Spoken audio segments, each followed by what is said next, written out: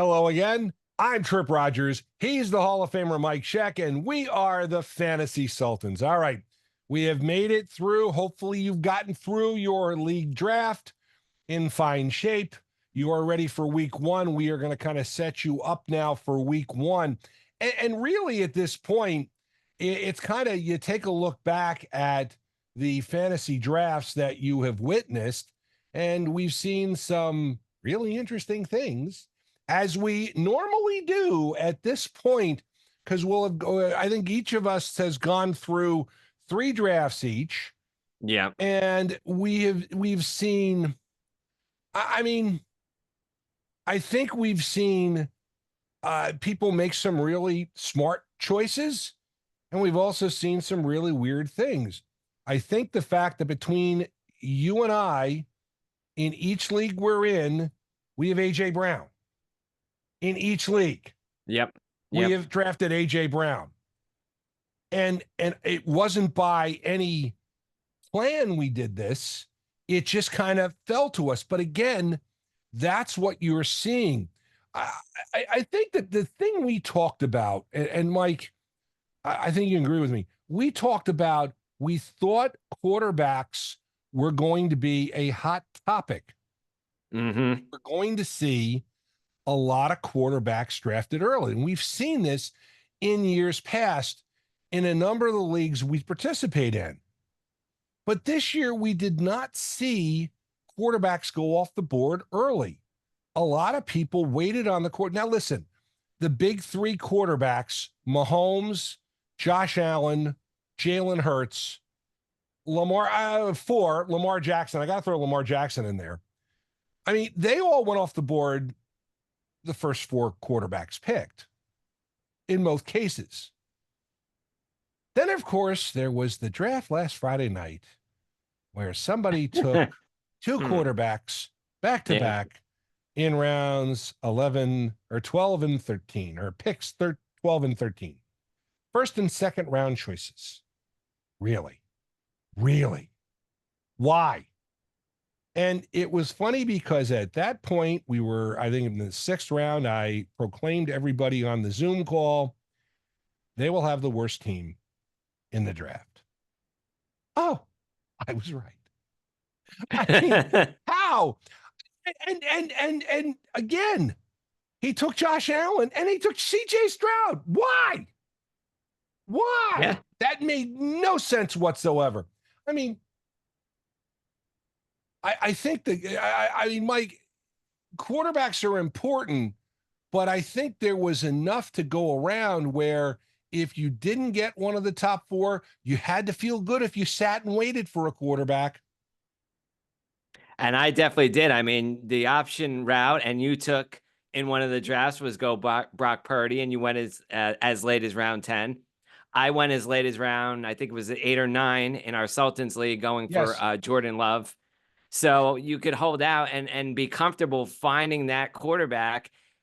You know, again, you mentioned it, the big 3, Mahomes, Allen, Hurts. Those are the big 3. Lamar, put him in the category too. But if not there, okay, well, we don't know about Stroud. Will he have, was that a fluke season? Will he put up the numbers?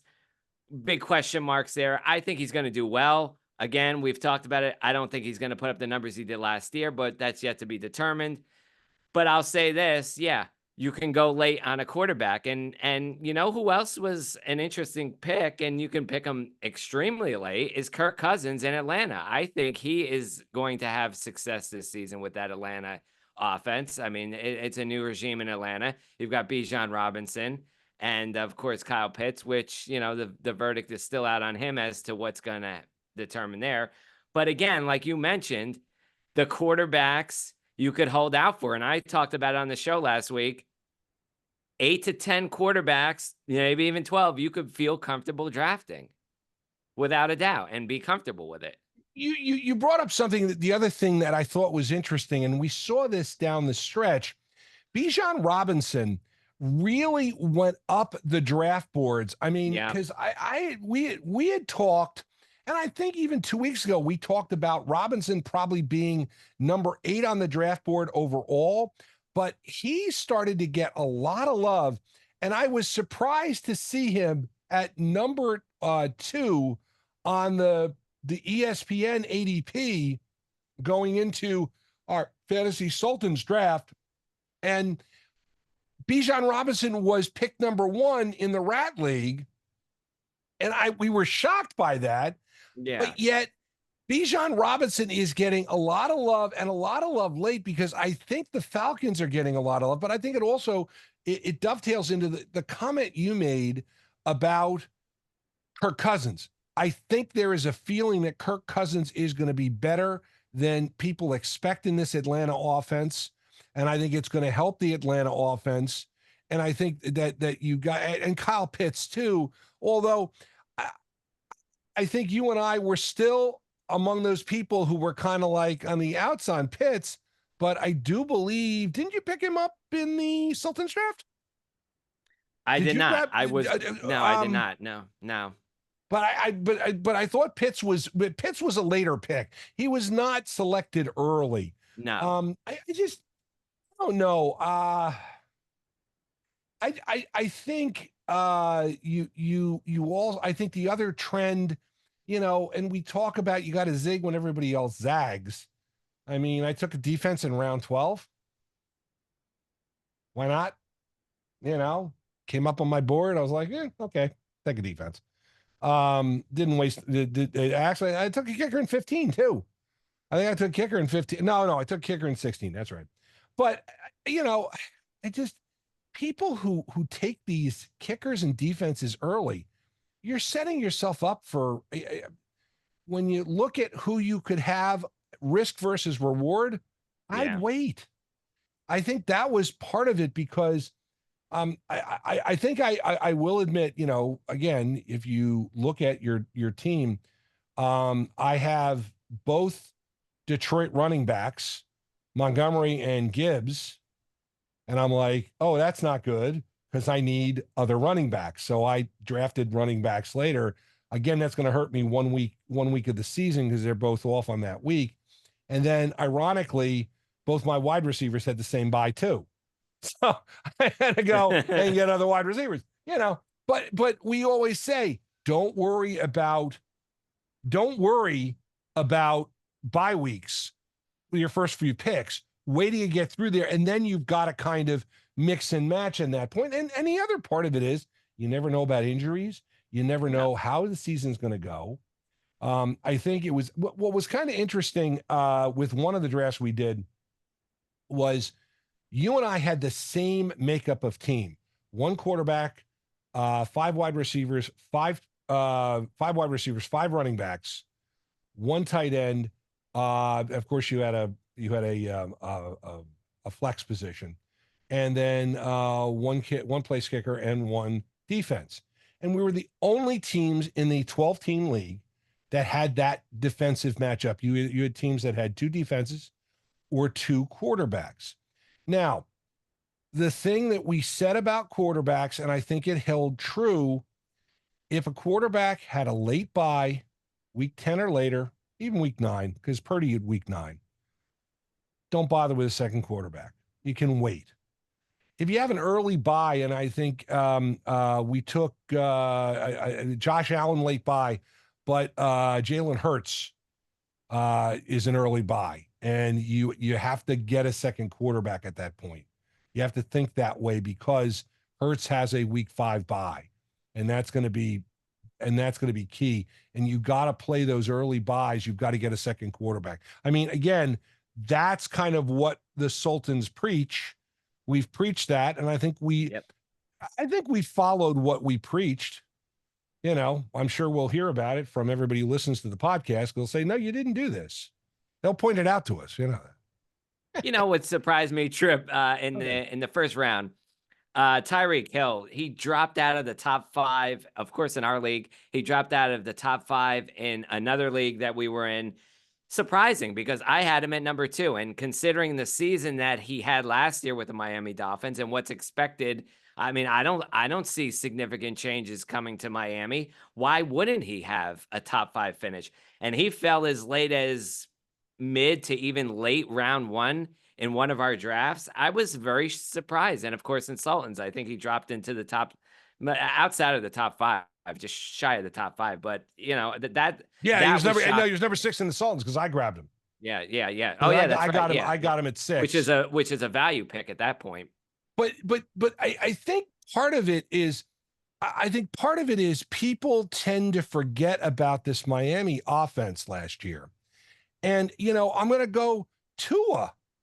I think Tua. Tua went later than I expected. And here's a guy who A, got a big contract extension. B, he's the guy that makes this Miami offense go.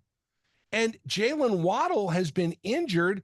There's another guy who I think has been forgotten. Raheem Mostert. I don't know if he's going to have the production this year that he had because, again, Devon Achane, I think, is going to be the workhorse back in this offense, this Miami offense. And he was a guy that was also taken. I don't necessarily say I'm trying to remember now. I'm thinking he was late teens, early 20s. And if you got him beyond that, you got him as a value pick at that point. Because I think he was kind of the forgotten man of that Miami offense. But I think part of it also was because Miami was a flash in the pan and they went out of the playoffs real early. They've gone out of the playoffs first game last 2 years. And I kind of wonder if people, they also kind of stumbled down the stretch. They won the one game they needed to get into the playoffs, but they stumbled down the stretch last year. And that could be why. But that offense is, I mean, man, yeah, yeah, you're right about Hill. I think you're right about Hill. That's a good point. You bring up some valid points. You always do because you're a Hall of Famer. I bring up nothing. I bring nothing to the table. I'm not a Hall of Famer. You're a Hall of Famer. I bring nothing. We're coming into week 1. And, obviously, the one thing we got to mention is you need to check Thursday football. We have a Friday game, too. So you need to check your team before that, too. And I don't want to sound alarm bells, but they're playing in Brazil, and the NFL has basically told the teams, stay in your hotels. Yeah. Yep. I don't know about if that's where you want to have a football game. And the problem is you kind of wonder. And then, of course, we also go back to what happened in San Francisco over the weekend. Wide receiver got shot. Yeah. I mean, and I don't think he was, doing anything to warrant that. No. But you never know what is going to happen. And these are guys who making better than average money. I mean, let's be realistic. But I'm concerned about that game Friday because, again, you could see an injury report. And again, it's a long flight down to Brazil. I don't think the teams are getting there all that early for this game Friday. But you got to think about the Friday night game. You got games Sunday. You got a game on Monday night. I mean, we get back into the pattern this year. Is there anybody or anything you're looking for in week 1 that perhaps maybe we haven't covered in terms of fantasy? Well, I mean, I saw a couple players on the waiver wire, surprisingly, like the Mario Douglas. He was a late round pick for me that I tossed out in our Sultans draft special. We talked about him. He was on the waiver wire in one league. He's a player that you could watch out for. Jamison Williams was also on the waiver wire. I think one of those risk reward players. Of course, he's got the injury history. He had the suspension. So we really haven't seen the true form of him. We'll have to see what happens this season, but he's a player you may want to follow. Geno Smith has a favorable matchup this week at Washington. I'm sorry. Geno Smith has a favorable matchup at Denver. I should say Baker Mayfield at Washington. These are 2 quarterbacks who are on the waiver wire too. Now, again, I mean, you're probably not going to want to pick them up, but as a maybe long-term investment, you do. Another position that you want to look at, and you and I have discussed this off the air, always checking out how many IR spots you have in your league. That is very important because you could draft a player who ends up on IR, and then you save that roster spot. You have another bench spot available. You're able to put that player on IR for 4 weeks, and you're essentially creating another pick for your team because that player is on IR for 4 weeks. So you can use in the short term an extra player at that spot, and then take the player off of IR, move the player, send the player to waivers, or you have a chance to evaluate that player that maybe you picked up that you want to move forward. Do you want to keep them on your roster? Is there somebody else that you could dump? It's just a big evaluation that, use the IR spot to your advantage this year. And right off the top of my head, the first player I'm thinking of that would apply to is Nick Chubb. Nick Chubb's not going to play for 4 weeks. No. So if you drafted, and he was a guy that was drafted most leagues, again, you draft him, move him to your IR spot, get somebody else. And the other part of it, Mike, is that, again, these players that are on the IR to start the season and have to be there at least 4 weeks. After that 4th week, you never know how your, injuries are going to set up. And you may have a player who you can move into IR, and then you move the other player back onto your roster. Yeah. I mean, I don't necessarily agree with wasting a higher pick, but I want to say in the Sultans draft, Chubb was taken round 9 or 10. And I do remember remarking at that point, that was a great value pick. And again, Chubb is going to be at least 4 weeks on IR. So you move him off the IR, you pull somebody else off the waiver wire. And again, that you week 1, you're going to find out some things. I mean, again, Devon Achane last year was the guy. Week 1 exploded, and everybody was getting him. It was a stampede to the waiver wire. And if you were lucky to be able to get him week 1, that made your fantasy season. I'm one of those people who did. Now, he got nicked up. He had some injuries, but still, that's a guy you can look at. There are such a things as we call week 1 wonders, but he was not a week 1 wonder. But again, it'll be the first time you're going to see how the offenses work and what the offensive game plans are going to be. And the other part of that is that you mentioned the Miami offense. It's high powered. It is highfalutin. One thing I saw, and I've seen this from a couple of fantasy guys who talk about fantasy, and I've seen this on TikTok. They talk about Travis Kelce. And the thing about Travis Kelce, I mean, he's a great tight end, don't get me wrong. But where he made his bones was towards the end of the season last year. And the Chiefs feel they can kind of, limit him during the season, and then he explodes in the playoffs. And again, you look at his playoff run last year in the playoffs for Kansas City, he did really, really well. And it was almost playoff times as Travis time. Same thing, although I think he's still one of the top tight ends in the NFL, period. He is. And I don't see any reason why he won't be this year. The other thing about the Chiefs, and I was going to mention this, and if you'll notice, I think in the Sultans, I picked him up, Sanjay Perine, who was signed by Kansas City. And it looks like he may be primed to pick up some big running because of Clyde Edwards-Helaire is on the IR for 4 weeks. And he could be the guy that picks up some yardage. He's somebody who might not have been drafted. If you had a draft early, maybe on the waiver wire. And if you're looking for a pickup, as we're talking about with IR, that type of thing, he's a guy that could make a difference. Now, he could be washed up and done. But I don't know if Kansas City would have brought him in if they thought that point. Well, Kansas City has a plethora of wide receivers, and I'm going to be very intrigued to see how that turns out because, of course, you've got the wide receiver Hollywood Brown, who's not going to play on Thursday night, doubtful to play that one because of the chest injury. You've got newly drafted Xavier Worthy, who comes in. You also have a team or player that we've drafted on a few teams, Rashee Rice.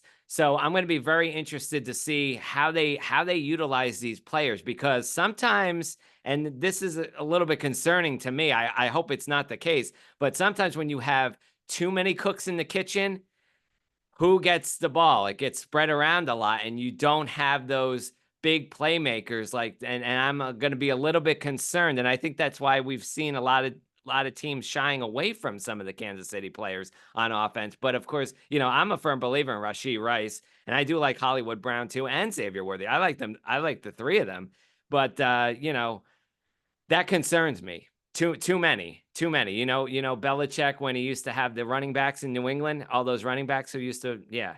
Well, too many, too many. And what about Dallas? Dalvin Cook coming into Dallas now, muddled backfield. Ezekiel Elliott comes in. Ooh, boy. Were we sold on Dallas? No, we Because weren't. No, we I weren't. think we said, and I said avoid taking. I did not like. I don't like Zeke. I don't like Dowdell. I don't like Cook. No. The only person on Dallas I like is CeeDee Lamb. And Zach Prescott, yeah, he's not bad, but I'm not loving him. But this Dallas running game, I just really kind of question. I really do, and I think they're. I want to see something before I say, okay, Ezekiel, but I avoided him he came up a couple of times and I had a chance to draft him. I said, no. I said, that's a player who I think is done, and they were saying that about Dalvin Cook last year, especially after a stint with the Jets. Yeah. And then he went, he got waived by the Jets, but the Jets season last year was awful, just god awful. And he then went to Baltimore, played with them, but he didn't really do a whole lot. And he basically sat this year and was signed by Dallas. They picked him up because, well, they needed somebody. He worked out, and they said he's got something left in the tank. We'll see if he does. But I wouldn't necessarily think I would want to go pick him up at this point, because I'm not at Dallas. I want to see something from that Dallas offense. I really do. I just think, I think that Dallas running game's awful, just awful. Um, anything else? Any avoids week one? Well, I know we kind of avoided Aaron Jones, right? I mean, that's a player that we wanted to avoid. We didn't, there's some players that we kind of shy away from, and he was one of them. Avoid for week one, the Well, intrigue, I'll give you. Okay, since I asked the question, how about if I give you an answer? New England Patriots. yeah. I think their offense is a mess. Ramondre Stevenson, the only Patriot player I'm thinking who's going to be worth anything. I think their defense is going to be awful. I think if teams are playing the New England Patriots, something tells me New England is not going to be good this year. Listen, if you're playing the New York Football Giants, I think you're going to have a field day, because I do not see the Giants doing anything this year. And the Minnesota Vikings open with the Giants. So we may see something out of Minnesota. Sam Darnold back in MetLife Stadium again. And we're going to see if Aaron Jones has anything left in the tank. Justin Jefferson is the wide receiver, and he's through who the offense will go through for Minnesota. But yet, TJ Hawkinson still is on IR, I think, or he's coming back from injury. So he won't be there just now. But when they get TJ Hawkinson back, they'll be pretty good. Yeah, and he's another player that we talk about stashing. You mentioned Chubb stashing for those 4 weeks. He's another player that you would definitely want to pick up if you had the opportunity to. And definitely down the line, you got to think future moves, and that's what the depth position is in a draft. When you get later in the rounds, you got to think depth and bringing your team together. It's not about the first 6 picks, yeah, they're important. I mean, every pick is important, but those deeper picks get you further along the way. And of course, it is all about the waiver wire moves that you make each week that, again, it gets harder and harder as we get week by week. But of course, in the beginning, you could find some of those players maybe that help you out and help you along the way. And, you mentioned it last year, Devin Achane.